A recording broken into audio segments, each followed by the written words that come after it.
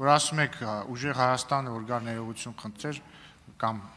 պարոն Ղազարյանը միանշանակ դիվիդենդներ կշահեր, մի մասի մոտ կշահեր, բայց խնդիրն այն է, որ ընդդիմադիր դաշտը, այդ թվում խորհրդան չանցած ուժերը,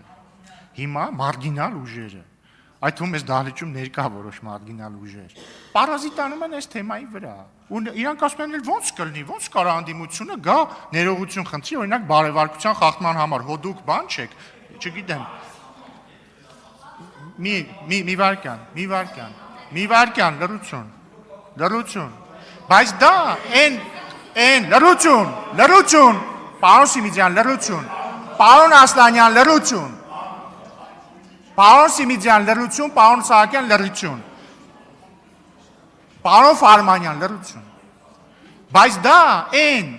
ռադիկալացման շղթան է, որի մասին ես խոսում էի, որտեղ քաղաքական ուժերը իրանք ռադիկալացնում են իրանց ընտրողներին, իրանց ընտրողները մտածում են, դե հեսա, ուրեմն պետք է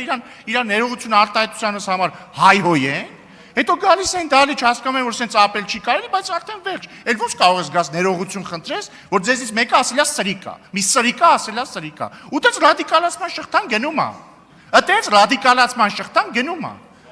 ու ես ուզում եմ մի բան նշել, հարգելի գործընկերներ, մենք էլ ունենք ընտրողներ, որոնք օրինակ, իհարկե մենք երբեք թույլ չենք տվել ձեզնից ոչ մեկի վիրավորել, բայց որոնք ասում են օրինակ ոնց եք Վարդևանյանին ընտրել ազգային ժողովի փոխնախագահ, բայց մենք գիտակցում ենք, որ ռադիկալացման շղթան պետքա կոտրել,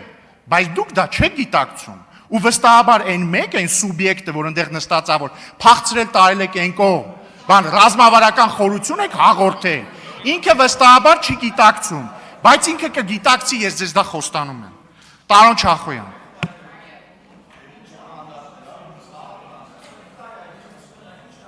Հարգելի գործընկերներ, սահմանազատվեք այդտեղից խնդրում եմ, պարոն Սահակյան, պարոն Ֆարմանյան, հետո կզրուցեք, պարոն Չախոյան, համեցեք։ Լռություն դահլիճում, պարոն